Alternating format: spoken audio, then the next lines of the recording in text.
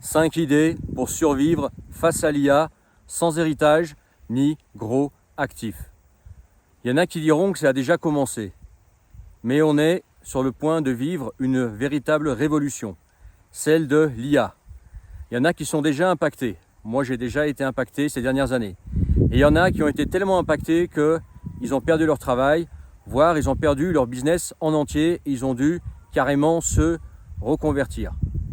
Et ce qui est en train d'arriver, ce n'est que le début. Bientôt, beaucoup de gens, malheureusement, vont perdre leur travail, vont devoir complètement changer de voie et se réinventer. Donc voici 5 idées pour s'en sortir dans un monde qui s'effondre avec la révolution de l'IA. Reste bien jusqu'à la fin parce que la cinquième idée pourrait vraiment te surprendre. En tout cas, la première idée pour s'en sortir alors que l'IA est en train de tout envahir et de tout remplacer, c'est la création de contenu avec une marque personnelle. Il ne s'agit pas ici de faire des vidéos en donnant juste de l'information, mais de créer une marque personnelle. Donc ça passe par le fait de devenir une personnalité publique, de devenir un YouTuber avec une certaine renommée, de devenir une star sur Internet, mais en tout cas d'avoir sa propre marque, sa propre façon de parler et d'être irremplaçable. Bien évidemment, nos connaissances pourront toujours être remplaçables, trouvables ailleurs, mais par contre notre personnalité, elle est unique. Toi qui me regardes, tu es unique. Si par exemple tu crées une chaîne YouTube et que tu te mets à la développer et que tu développes une audience, oui effectivement ce que tu dis, probablement l'IA pourra le dire aussi. Mais ta façon de le dire, ta propre expérience dans la vie, les choses que tu as essayées, le fait que les gens vont s'attacher à ton discours, ils vont continuer à te suivre, ça c'est quelque chose d'unique et qui n'a pas de concurrence. Tu es une personne unique et tu es irremplaçable en tant que personne. Voilà, donc ça, il ne faut pas l'oublier. C'est que, oui, effectivement, certains youtubeurs donnent de l'information, mais par contre, leur personnalité, qui ils sont, est vraiment irremplaçable. Et ça, c'est quelque chose de particulièrement solide. Moi, c'est ce qui m'a sauvé. À un moment donné, moi, je me suis pris une tannée par l'IA, il y a quelques années. Okay, mais par contre, ce qui m'a sauvé, et qui fait que j'existe encore, c'est que le fait que je sois une personne sur Internet, que j'ai un certain nombre d'abonnés, un certain nombre de vues, etc. Ça fait un moment que je fais ça. Donc voilà, je suis irremplaçable en tant que le carnassier, Kublai, ceux qui me connaissent par le brochet affamé TV. Bref, c'est quelque chose sur lequel tu peux capitaliser et qui peut faire en sorte que tu aies un revenu alternatif sur Internet, basé sur la publicité, premièrement, mais aussi sur les services que tu peux proposer. Ça peut être du coaching, de l'accompagnement, du consulting. C'est à peu près la même chose, même s'il y a des nuances, mais en tout cas, ça revient pratiquement à la même chose. Ça peut être par de l'affiliation, des partenariats, des produits que tu as proposés, des choses annexes en fait à ton activité qui fait que petit à petit, tu développes plein de petits revenus qui peuvent se transformer par accumulation dans un revenu. J'ai un peu de mal à parler parce que le vent me sèche la bouche, donc il faut que je fasse beaucoup d'efforts particuliers. Mais en tout cas, voilà, des petits revenus qui se transforment en salaire en fin de compte, à force de persévérer et développer ton activité sur un business, on va dire, de marque personnelle. Okay, donc ça, c'est la première idée. Moi, c'est ce que je fais. D'ailleurs, si toi, tu veux développer ce genre d'activité, n'hésite pas à me contacter. Tu trouveras des liens en description et notamment Nouvelle Page, qui est mon service d'accompagnement au changement de vie. Si toi, tu veux changer de vie, avoir plus de liberté, okay, par exemple, aller vivre, si tu veux, en montagne, à la campagne ou changer de pays carrément, t'expatrier ou bref, avoir la liberté de ton temps et du mouvement, et ben, c'est une bonne activité qui permet de faire ça. Voilà, Nouvelle Page, elle est dans la description, tu trouveras le lien. Je peux t'accompagner là-dedans, tout enseigner ce que j'ai appris en 9 ans. Moi, ça fait 9 ans que je fais cette activité. Donc du recul, j'en ai, des gens j'en ai vu passer, des erreurs j'en ai eu faites, des réussites j'en ai, j'ai vu faire les autres erreurs, etc. Donc voilà, je peux t'aider là-dessus si tu veux décoller sur YouTube. La deuxième idée, pour développer, on va dire, des revenus alternatifs qui vont être solides par l'IA, même si dans l'absolu, on ne sait pas jusqu'à où ça va aller. Peut-être qu'on va tous se retrouver avec rien, mais bon, au moins, voilà, tu auras quelques années de répit, 5, peut-être 10 ans par rapport aux autres qui vont se retrouver avec rien tout de suite. en attendant de voir arriver le revenu universel, s'il arrive, et ben, c'est la création artistique sous forme d'artisanat. On l'oublie souvent, mais moi par exemple en ce moment je me balade pas mal dans des petits villages et souvent tu croises des petits marchés artisanaux de personnes des petits artisans qui ont de la créativité, qui font de l'art, etc.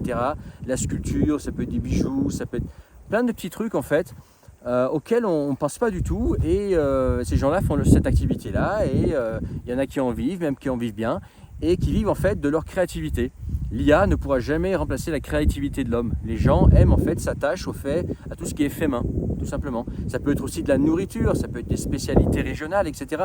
Bref, quelque chose qui a une patte artistique, une patte artisanale spécifique et qui ne va pas être remplaçable comme ça par une IA qui, elle, effectivement connaîtra l'information. Mais par contre, la patte humaine que les gens cherchent, ça c'est quelque chose qui va être difficile à remplacer et une niche à explorer. Voilà, il y en a pas mal de gens finalement qui le font, c'est un truc auquel on ne pense pas, mais j'ai noté dernièrement que voilà, il y a quand même des entrepreneurs qui se lançaient là-dedans, qui réussissaient, qui en vivaient de ça. Donc ça c'est quelque chose à explorer. Donc si toi tu es plutôt manuel, tu as une patte artistique, tu as plutôt une fibre d'artiste et que tu n'aimes pas trop te montrer en caméra, que tu veux quelque chose voilà, de plus en contact avec les gens, etc., bah, pourquoi pas développer une activité dans l'artisanat. Et plus que je ne pensais de personnes vivent de ça.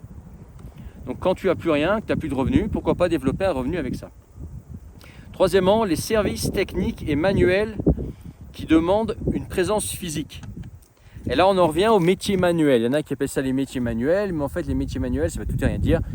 Tu as des métiers qui sont plus manuels que d'autres, tu en as aussi qui sont plus techniques que d'autres, mais en tout cas ces métiers un petit peu qui ont été délaissés pendant des années parce qu'il y a toute cette masse de jeunes qui s'est dirigée vers les filières, on va dire, générales, les études supérieures, etc.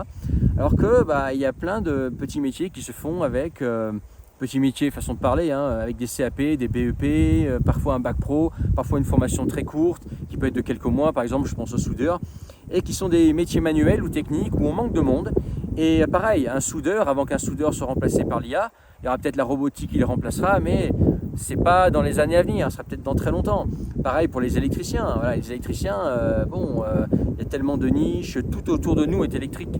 Voilà, et de plus en plus électrique. On voit avec les règles environnementales, de plus en plus le photovoltaïque qui est poussé, les bornes RVE, les voitures électriques, la SNCF c'est électrique. D'ailleurs, on va en reparler de ça. Mais tout est électrique aujourd'hui en fait, la clim, tout est de plus en plus électrique. Donc ça pareil, il faut des mains pour entretenir, réparer, etc., programmer, diagnostiquer. Pareil la plomberie, j'avais vu passer cette phrase sur internet en anglais, mais c'est vrai qu'elle est un peu pète sec, c'est le cas de le dire, mais elle est vraie. Chaque derrière a besoin d'un plombier. C'est vrai, plombier on en aura toujours besoin, tu vois ce que je veux dire. Les maçons, les couvreurs, des métiers comme ça manuels où il faut sur le terrain, où il y a une présence terrain nécessaire, c'est des métiers qui vont pas être remplacés par l'IA sitôt. Ils vont peut-être aussi devoir s'adapter, peut-être qu'à très long terme on peut imaginer l'arrivée d'humanoïdes. Il y en a qui diront que ça existe déjà, okay. Les mécaniciens par exemple, okay. Oui ça peut peut-être exister, mais voilà, ça va prendre du temps avant que ces métiers prennent une tannée, bien avant les métiers tertiaires, les métiers de gratte-papier, ceux qui lisent des tableurs, qui sont derrière un ordinateur toute la journée. C'est surtout eux au début qui vont se prendre une grosse claque, avant que les métiers manuels soient concernés. Donc il y a encore un petit peu de temps avant nous, avant que l'IA prenne vraiment le dessus là-dessus, je pense. Donc voilà, les métiers manuels, il y en a qui appellent ça les métiers manuels, les métiers techniques. Les métiers où une intervention humaine obligatoire sont des métiers qui sont pour le moment assez sûrs. Okay. Quatrième idée, et ça pareil, c'est un truc auquel on ne pense pas forcément, c'est la location de matériel. Il y a quelques semaines, je crois, j'avais vu des jeunes qui s'étaient lancés dans la location de climatisation. Et ils disaient bien en vivre, etc. pendant les périodes de canicule. C'est une super idée qu'ils ont eue. Voilà. Bon, c'est très saisonnier, hein, parce qu'à la canicule, même si je pense qu'il n'y a plus de canicule, justement, l'été, ça dure 3 mois dans l'année. Mais si pendant 3 mois à l'année, tu arrives à faire 200 000 euros, ça y est, tu as gagné ton année, quoi, tu vois. Donc ça, c'est une niche par exemple auquel voilà, on ne pense pas forcément la location de matériel, mais ça peut être tout type de matériel en fait. Parce que les gens, de moins en moins, ils ont envie d'acheter, de se débarrasser, ils ont de moins en moins envie de s'encombrer avec du matériel, ils se débarrassent du matériel et ils préfèrent en fait utiliser le temps dont ils ont besoin du matériel pour... c'est la bouche sèche là, c'est difficile. Bref, le temps qu'ils ont besoin du matériel et puis ensuite le rendre, ils n'ont pas envie de l'entretenir, etc. Là, il faudra toujours des personnes pour récupérer le matériel, le louer, le diagnostiquer, l'entretenir, etc., le réparer, etc. Donc les métiers, les business liés à la location de matériel, ça peut être un bon service, je pense, même avec l'IA. Parce qu'il y a toujours une intervention humaine nécessaire. Rien que pour faire les diagnostics, pour regarder que le matériel rendu est bien, pour accueillir, puis ensuite pour s'occuper de tout l'entretien du matériel, la réparation, achat, vente, etc. Il y a quand même encore pas mal d'humains nécessaires là-dedans. Et ça, c'est une belle piste à explorer aussi, je pense. Et cinquième, et celle-là, elle va te surprendre, c'est pas ma tasse de thé, c'est pas un truc auquel j'aurais pensé, mais c'est vrai, c'est pas bête du tout. C'est, on va dire, pour ceux qui ont des affinités. Voilà. La cinquième idée, c'est devenir fonctionnaire. Ah, celle-là, tu t'y attendais pas. Hein. Bah ouais, fonctionnaire, on en aura toujours besoin. Il y aura toujours besoin de pompiers, toujours besoin de policiers, gendarmes, de personnel dans les bureaux, etc. Eh oui, on n'y pense pas, mais il faut bien faire fonctionner un pays.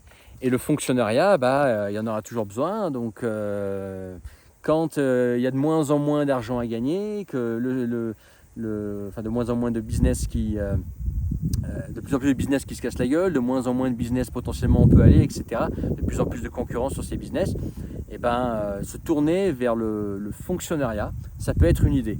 Perso, c'est pas ma tasse de thé, mais effectivement, c'est pas bête. C'est un revenu qui est prévisible, quasi garanti. C'est facile de faire un crédit, par exemple, avec ce genre de... Je crois que ça s'appelle les traites en tant que fonctionnaire. Par exemple, pour profiter de l'effet de levier de l'immobilier, tu vois, et investir dans le futur.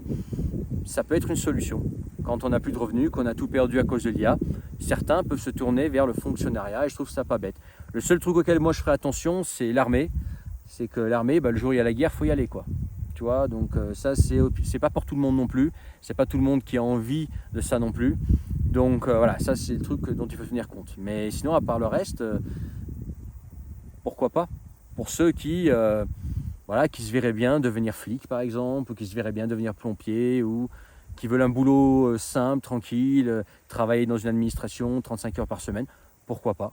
Tu as beaucoup de temps libre, tu peux utiliser ce temps libre pour faire du sport, pour voyager dans les environs si tu es dans un coin sympa, pour te construire un business par exemple, pour faire ce que tu veux en fait. C'est un calcul à faire. Voilà 5 idées. Si tu as d'autres idées, fais-moi savoir en commentaire. Bien évidemment, ce sont des idées sans héritage, parce que bien évidemment, si on te file 1 million d'euros, forcément tes possibilités seront plus grandes. Et pas non plus sans gros actifs. Petits actifs, je mets pas dans le lot parce que voilà, on va dire ceux qui ont des revenus passifs petits, à mon avis, il faut qu'ils fassent attention parce qu'avec l'inflation, ceux qui ont quelques apparts par-ci par-là, qui font leur petit 1500, 2000, il faut qu'ils fassent attention parce que vu le coût de la vie qui augmente, à un moment donné, il va falloir qu'ils se remettent à bosser, quoi. Okay, mais ceux qui ont effectivement des gros actifs, là, c'est un autre monde, tu vois. Mais voilà, pour des personnes, on va dire, lambda, qui n'ont pas de gros capital, maximum, quelques dizaines de milliers d'euros, grand maximum pour pouvoir démarrer, ou pas du tout de capital, ça peut être intéressant de parler d'idées pour faire face à l'IA. Mais voilà, dis-moi ce que tu en penses en commentaire, reste dans la description le premier lien. Et pareil, si toi tu veux te lancer sur YouTube, lancer une chaîne YouTube, n'hésite pas à faire part, j'ai vraiment du mal aujourd'hui, à rejoindre mes contacts privés, tu seras informé par mail et puis tu rejoindras également le canal Telegram. Et puis si tu veux direct aller plus loin, tu as une nouvelle page, mon service d'accompagnement au changement de vie. Ça peut être sur YouTube, mais ça peut être aussi autre chose. Si par exemple tu veux te lancer dans un métier manuel. Moi cette année j'ai appris ce qu'on appelle un métier manuel et je continue à apprendre dans ce domaine, etc. Donc on peut faire les deux en même temps aussi. Voilà. Il y a des opportunités, il y a des possibilités, tout n'est pas foutu. Je sais que ce qui est en train de se passer, ce qui va se passer surtout, il y en a vraiment qui ne sont pas prêts, c'est assez gros. Mais voilà, il faut continuer de vivre, il faut continuer à profiter de la vie. Moi, je compte bien profiter de la vie, tu vois. Je compte bien, tu vois, ne pas me laisser bouffer par l'IA et les changements dans le monde et continuer à avoir une belle vie. Bref, partage cette vidéo, n'oublie pas de t'abonner si ce n'est pas encore fait et laisse ton commentaire, mets ton pouce en passant et je te laisse sur cette belle vue de montagne. Ah là, on est bien. Là, je peux dire que l'air est frais, parfait. L'eau est fraîche pour nager. Il fait pas chaud, il fait 26 degrés alors qu'au bord de la mer, ça cogne d'enfer. On est vraiment bien là. Il y a de l'ombre aussi, quand tu en veux. Bref, ça c'est des choses que tu peux faire par exemple quand tu as une chaîne YouTube qui tourne bien. Voilà, tu vas là où tu as envie d'aller quand tu veux. Ça c'est un désavantage. Bref, à plus tard, allez ciao.